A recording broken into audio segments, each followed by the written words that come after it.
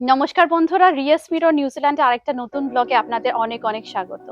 আশা করি আপনারা সবাই খুব ভালো আছেন আর আমিও ভালো আছি। আজকের যে ভিডিওটা নিয়ে আমরা কথা বলবো সেটা অনেকের কাছ থেকে রিকোয়েস্ট এসেছে যে নিউজিল্যান্ডে যারা পড়তে আসছেন বা স্টুডেন্ট ভিসায় আসছেন তারা নিউজিল্যান্ডে এসে কি ধরনের কাজ পেতে পারেন, আর এরকম ধরনের জবগুলোর কিরকম অপরচুনিটি হয়, আর এরকম ধরনের জবগুলো করলে কিরকম টাকা ইনকাম হতে পারে।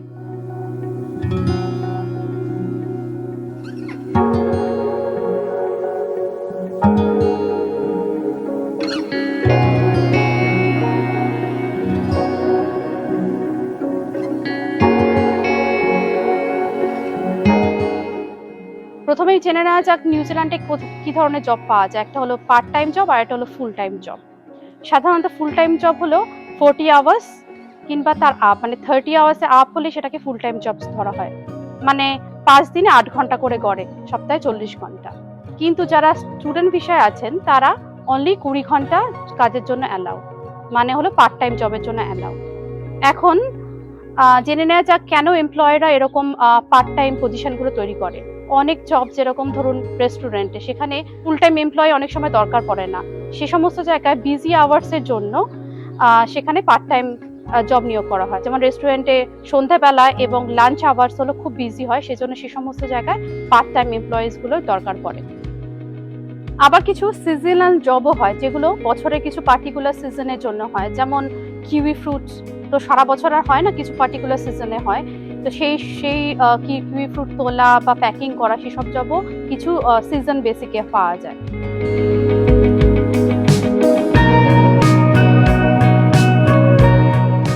আবার নিউজিল্যান্ডে যারা আসছেন সে সমস্ত স্টুডেন্টদের জন্য পপুলার কিছু সেক্টর হলো retail, hospitality and tourism, logistic and transport, service and operation, health care, agriculture, আর যেটা কিনা সেটা কিছু একটা লোকেশনের উপর ডিপেন্ড করে। এই সমস্ত ফিল্ডগুলো খুবই পপুলার নিউজিল্যান্ডের স্টুডেন্টদের জন্য।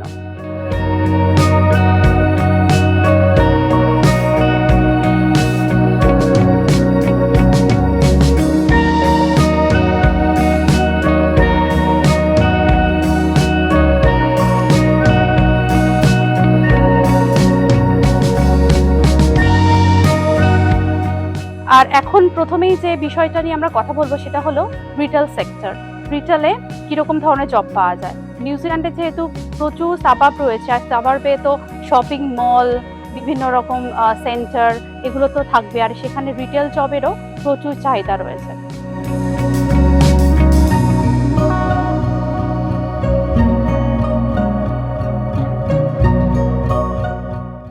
আবার বিভিন্ন জায়গায় বিভিন্ন সুপার মার্কেটও আছে। সুপার মার্কেটে check out operator, fork lifting, তারপর নাইট শিফটও বহু চাহিদা রয়েছে।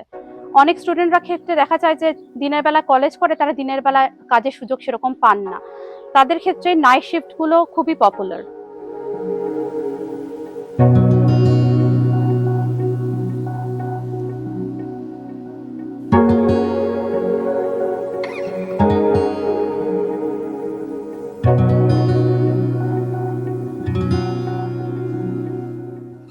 আবার এখানে বিভিন্ন রকম ব্র্যান্ডের সবগুলো আছে, যেমন H&M, জারা, এই সমস্ত জায়গায় চেক আউট অপারেটর হিসাবেও অনেক লোক লাগে। শপিং মলগুলোতে এরকম ক্লথিং স্টোর ছাড়াও নানা রকম food court, event centre, cinema হলও থাকে, যেখানে প্রচুর কাজের লোক লাগে।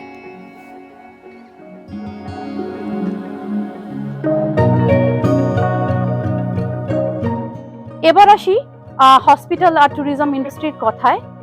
এখানে যেহেতু অনেক ইন্ডিয়ান রেস্টুরেন্টগুলো আছে, সেখানে ফ্রন্ট স্টাফ হিসাবে প্রচুর লোকের দরকার পড়ে। তাছাড়া কিচেন হ্যান্ড হিসাবেও অনেক পার্ট টাইম জবের সুযোগ রয়েছে।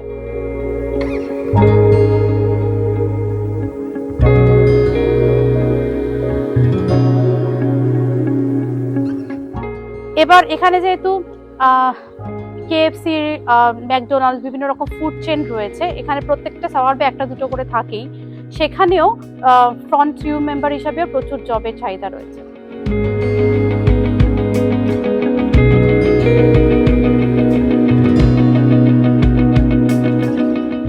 এছাড়া নিউজিল্যান্ডে যেহেতু অনেক হোটেল মোটেল রয়েছে, সেই জন্য এখানে মোটেল বলতে গেলে এখানে হলো হোটেলের ছোট ভার্সন, মানে অ্যাকোমোডেশন, সেখানে অ্যাজ এ হাউসকিপার হিসাবেও আপনারা কাজ করতে পারেন। তাছাড়া পোর্টার, নাইট পোর্টার এই সমস্ত জব তো রয়েছে।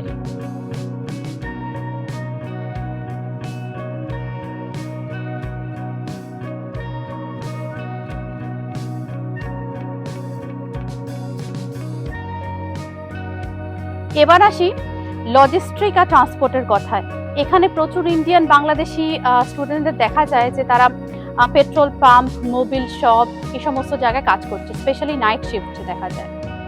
আবার এখানে বহু ইন্ডিয়ান বাংলাদেশি স্টুডেন্টদের দেখা যায় তারা উবের ড্রাইভিং করছে, মানে ট্যাক্সি ড্রাইভিং করছে। সেটা নাইটেও হতে পারে, দিনেও হতে পারে, সেটা যখন আপনার সুবিধা মতো আপনারা সমস্ত জবগুলো করতে পারেন। আবার এখানে ফুড চেন মানে ফুড ডেলিভারিতেও, এখানে উবের ইটসেও ফুড ডেলিভারিতেও বহু ইন্ডিয়ান বাংলাদেশিরা কাজ করে থাকে।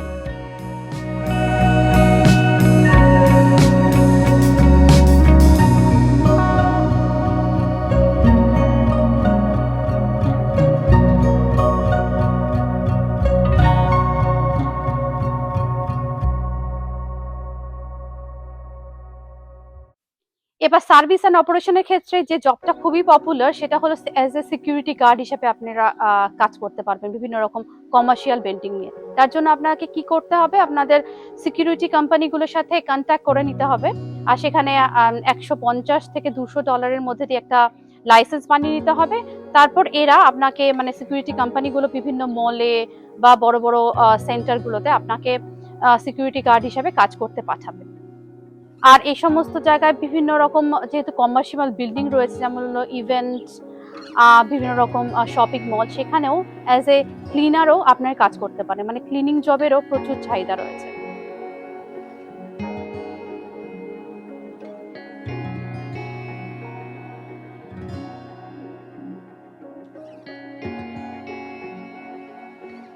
আর তাছাড়া যে জবটা আছে সেটা হলো গার্ডেনার। আপনারা গার্ডেনার হিসেবেও কাজ করতে পারেন, যেহেতু নিউজিল্যান্ডে প্রত্যেকটা বাড়িতে ছোটখাটো হলো একটা গার্ডেন থাকে। তাছাড়া বড় বড় কমার্শিয়াল গার্ডেনও থাকে, সেখানেও আপনারা গার্ডেনগুলোতে লন মুইং করলেন, গার্ডেন মেনটেন করলেন, মানে সেই হিসাবে গার্ডেনার হিসাবে আপনারা কাজ করতে পারেন।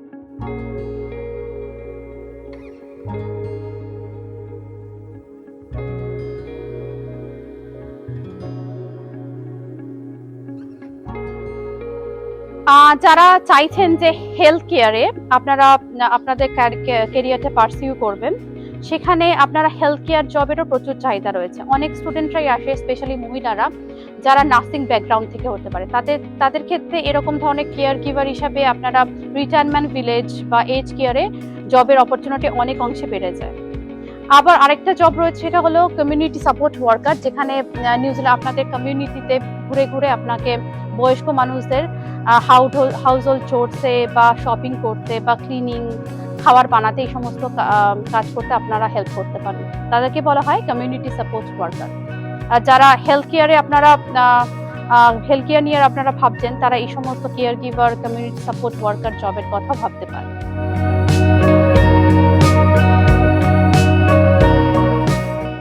এরপরে আমি আসি এগ্রিকালচার সেক্টরের কথায়।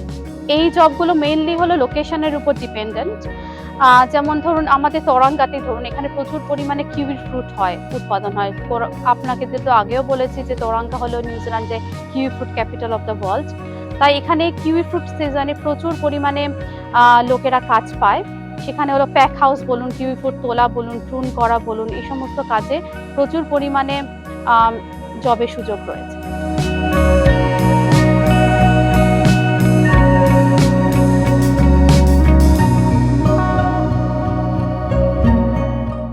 আবার ওয়েকাটো, হ্যামিল্টন বা ক্যান্টারবেরিতে প্রচুর পরিমাণে ডেয়ারি ফার্মগুলো রয়েছে, সেখানেও অনেক পার্ট টাইম জব রয়েছে। সেখানেও আপনারা ডেয়ারি ফার্মগুলোতে কাজ করতে পারেন, সেগুলো পার্ট টাইমও জব হয়।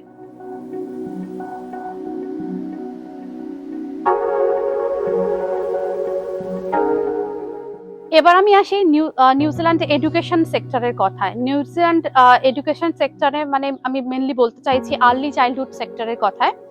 এখানে চাইল্ডহুড সেন্টারে খুব কাজ পাওয়াটা একটু মুশকিল, যেহেতু আপনাদের রেজিস্ট্রেশন লাগে, কিন্তু আপনারা অ্যাসিস্ট্যান্ট হিসাবে বা হেল্পার হিসাবে আপনারা আর্লি চাইল্ডহুডে কাজ পেতে পারেন, মানে সেটাকে রিলিভার বলা হয়।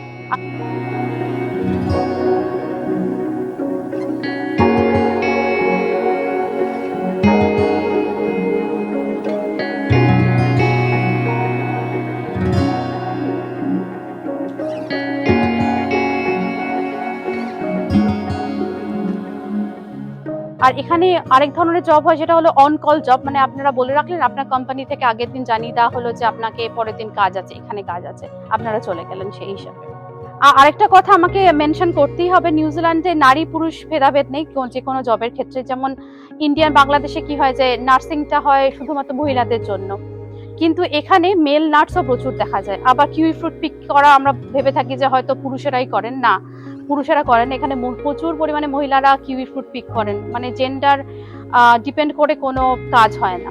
তবুও বলবো মহিলাদের ক্ষেত্রে কয়েকটা জব খুবই পপুলার, সেগুলো হলো আপনারা ন্যানি হিসেবে কাজ করতে পারেন, বেবি সিটার বা ন্যানি।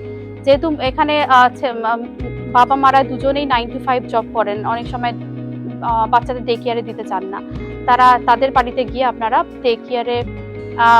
ডে কেয়ারে যারা দেন না তারা তাদের বাড়িতে গিয়ে আপনারা ন্যানি হিসাবে বা বেবি সিটার হিসাবে কাজ করতে পারেন। আবার অনেকে চায় উইকেন্ডে, বিশেষত অনেকে বাবা মারা পার্টি করতে যায়, বাচ্চাদের কার কাছে রেখে যাবে, সেই ক্ষেত্রে বেবি সিটার বা ন্যানিরও প্রচুর চাহিদা রয়েছে। আর মহিলাদের ক্ষেত্রে কয়েকটা জবস খুবই হলো পপুলার, সেটা হলো বিভিন্ন সুপার মার্কেটে চেক আউট অপারেটর হিসেবে কাজ, ন্যানি হিসাবে কাজ, কেয়ারার হিসাবে কাজ, তারপর ক্যাফে এবং এই সমস্ত ফুড চেনগুলোতে আপনারা চেক আউট অপারেটর বা ফ্রন্ট স্টাফ হিসাবেও কাজ পেতে পারেন। এগুলো খুবই পপুলার মহিলাদের মধ্যে। আর তাছাড়া হাউসকিপার হিসেবে কাজ তো রয়েছে, মহিলাদের মধ্যে এটা খুবই পপুলার যে মোটেলগুলোতে হাউসকিপার হিসেবে কাজ করে।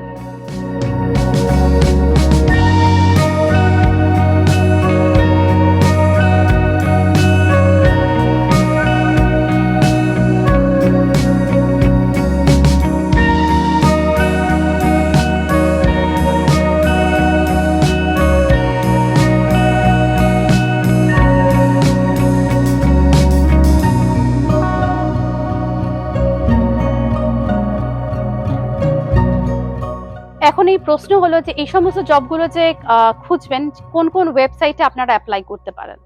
যদিও আমি নিচে ডেসক্রিপশন বক্সে মেনশনই করে দিয়েছি এই ওয়েবসাইটগুলোর নাম, তবুও বলবো SJS, ট্রেডমি, তারপর সিক, আর তাছাড়া বিভিন্ন কোম্পানির ওয়েবসাইটে গিয়ে কেরিয়ার অপশনে আপনারা এই সমস্ত জবের সন্ধান পেতে পারেন। এখন এই প্রশ্ন আসতে পারে, এই সমস্ত জবগুলো যে আপনারা করছেন, এরকম জবে কিরকম রোজগার হতে পারে। তাহলে প্রথমেই বলবো যে আপনাদের এক্সপেকটেশন প্রথমে খুব হাই না থাকাই ভালো, যেহেতু এই সমস্ত জবের কথা আমি যেগুলো মেনশন করলাম, যেগুলো স্টুডেন্টের জন্য অ্যাভেলেবেল বা আপনারা খুঁজতে পারেন বা করতে পারেন, সেগুলোতে নিউজিল্যান্ডে মিনিমাম ওয়েজই দেয়, যেটা হলো $23, যেটা ইন্ডিয়ান টাকা 1100 টাকার মতো, আর বাংলাদেশি টাকায় 1500 টাকার মতো।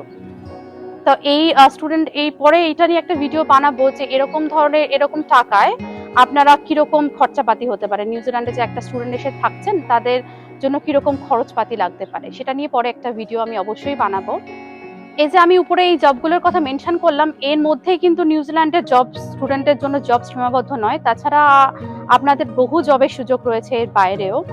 আরেকটা খুব ভালো টিপস, যেটা নিউজিল্যান্ডে স্টুডেন্টদের জন্য, আপনারা এসে ধরুন কাজ পাচ্ছেন না, আপনারা বিভিন্ন কোম্পানিতে প্রচুর পরিমাণে ভলেন্টিয়ার নেওয়া হয়, যেটা অবশ্যই আনপেইড, সেখানেও আপনি কিছুটা এক্সপিরিয়েন্স গেইন করে আপনি অন্য কোম্পানিগুলোতে অ্যাপ্লাই করতে পারেন, তাহলে আপনাদের জব পেতে অনেকটা সুবিধা হবে। আরেকটা খুব ভালো টিপস হলো, নিউজিল্যান্ড যারা আসছেন, যারা স্টুডেন্ট হিসেবে পড়তে আসছেন, তারা যদি ইন্ডিয়া বা বাংলাদেশ থেকে কোনো কিছু কাজের এক্সপিরিয়েন্স, বা আপনারা কোনো কোম্পানিতে কাজ করেছেন, কি চেক আউট অপারেটর হিসেবে কোনো কোম্পানিতে কাজ করেছেন, সেই এক্সপিরিয়েন্সগুলো এখানে দেখাতে পারেন, তাহলে প্রথম জবটা পেতে আপনাদের অতটা কাঠখড় পোড়াতে হয় না।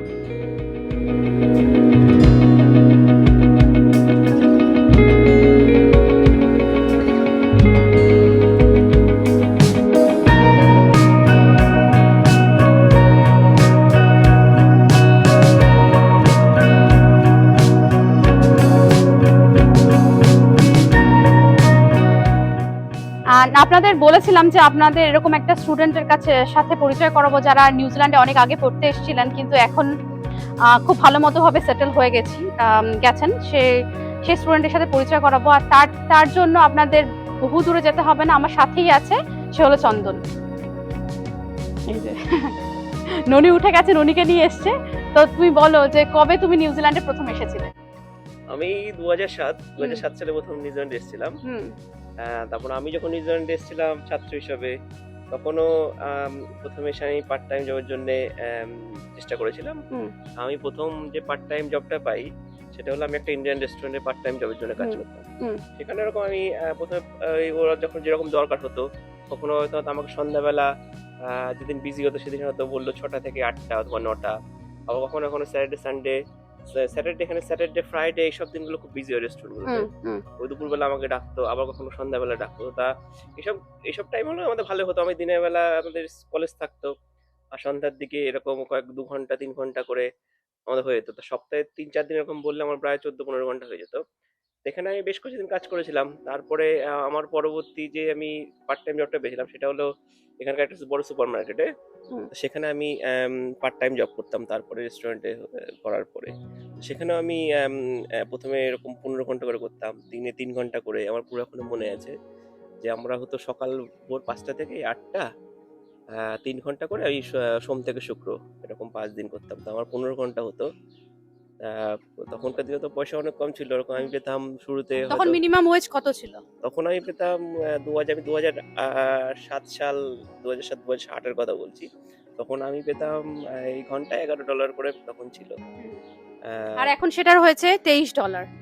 এখন ওই $23 এর কাছাকাছি হুম, $23 $23.10 এরকম হুম, কিছু। হুম, হুম, তা আমিও তখন এরকমই পেতাম। তা আমি ৫ দিন করতাম। মানে সকালে আমার কাজটা ছিল হচ্ছে যে সুপার মার্কেটে যে শেলফ গুলো যে ফিল করতে হয় যে এটা ওই ধরুন কত কত প্রোডাক্ট রয়েছে সেগুলো হুম। সকালে। তা ওদের এরকম মালপত্র এনে সব ওরা আ ওর ভেতরে রেখে দিত। তখন মালগুলো নিয়ে আমাদের শেলফের মধ্যে ঢোকাতো। তো জায়গা মতো ঢোকাতো। জায়গা যেটা জায়গা। ধরুন যেখানে আছে এই বিভিন্ন প্রোডাক্ট যেখানে থাকে বিস্কুটের জায়গাটায় বিস্কুট রাখলাম। হুম, শ্যাম্পুর জায়গাটা শ্যাম্পু রাখলাম। এরকম নিয়ম ছিল। তা সকালে প্রত্যেকদিন ৫টা থেকে ৮টা পর্যন্ত এই ৩ ঘন্টা কাজ থাকতো। যেহেতু ৮টার সময় ৮টা থেকে ৮:৩০ পর্যন্ত সুপার মার্কেটগুলো খুলে যেত। সুপার মার্কেট খুলে যাওয়ার পরেই আগে এই কাজগুলো করতে হতো। তা অনেক সুপার মার্কেটে কি হয় আজকাল অনেক সময় সকালের বদলে অনেক রাতেও অনেক সময় হয় যে অনেকে আজকাল হয় যে রাতে শেলফ গুলো ফিল আপ করে রাখে। সেসব জবগুলো আজকাল খুব পপুলার হয়েছে রাতে। যে সেজন্য নাইট ফিল্ডে যে সমস্ত জবগুলো আছে। যেগুলো হুম, নাইট ফিল্ডের জব হয়। তা হুম, আমার ওটা ছিল যে মর্নিং ফিল্ডের জব ছিল। হুম, তারপর সেখানে আমি মর্নিং ফিল্ড আমি বেশ ৬ মাস করার পরে তারপর আমাকে এরকম যে আরো অপরচুনিটি দিয়েছিল যে আমি দিনের বেলাও বেশ কয়েক ঘন্টা করে করতাম। কয়েকটা আওয়ার্স আমাকে বাড়িয়েছিল। আমার তখন ২০ ঘন্টা করে করতাম।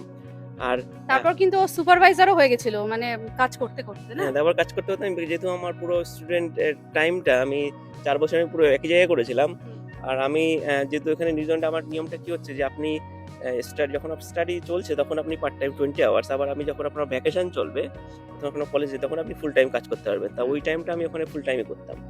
আর ফুল টাইম করার জন্য আমার অনেক অপরচুনিটি ওখানে ছিল। তারপর আমি এরকম ৩-৪ বছর যেহেতু করেছিলাম ৪ বছর প্রায়। আমার পরের দিকে অনেক অপরচুনিটি দিয়েছিল। আমি যখন অ্যা জব খুঁজছিলাম তখন আমাকে ফুল টাইমই করতাম ওখানে। তা সেখানে আমার খুব ভালো আমি সুপারভাইজার হয়ে গেছিলাম যে আমি অ্যা অ্যা মানে অনেক কাজ ভালোই ওখানে চলতো আমার। হুম, হুম। তা এটা আমি এই দুটোই পার্ট টাইম করেছিলাম। তা আমার অন্য জায়গায় সেরকম জব খুঁজতে হয়নি। কিন্তু আমার অনেক বন্ধু-বান্ধব যারা আছে তারা এরকম আমার সময়কার যারা ছিল তারা আমি শুনেছিলাম যে কেউ অন্য রেস্টুরেন্ট, ইন্ডিয়ান রেস্টুরেন্ট কেউ করতো এরকম আপনি যেমন বললেন যে পেট্রোল পাম্প, তারপর ক্লিনার হিসেবেও কাজ করত। ক্লিনারে হতো আমরা দেখতাম যে আমি যখন মাঝে রাতের দিকে আবার মাঝে পরের দিকে ফিল করতাম। আ তখন আমাদের দেখতাম যে অনেকে ইন্ডিয়ান অথবা বাংলাদেশী যারা তারা অনেক ক্লিনিং কোম্পানি থেকে আসতো। সেসব ক্লিনিং কোম্পানি কি হয় ওরা যেহেতু ওই বিভিন্ন কমার্শিয়াল ক্লিনার ওরা কোম্পানি থেকে পাঠাতো যে আজকে এই সুপার মার্কেটে যাও ক্লিন করতে হবে। হুম, কালকে হয়তো ওখানে যেতে হবে। সেজন্য ওরা রাতে এসে ক্লিন করে দিয়ে যেত। হুম। তো এইসব কাজগুলোও করে। মা তা এই যে জবগুলো করতে, তা এই পার্ট টাইম জবও করতে, তা পড়াশোনার কোনো এফেক্ট হয়নি যে পড়াশোনার কোনো প্রবলেম হয়নি?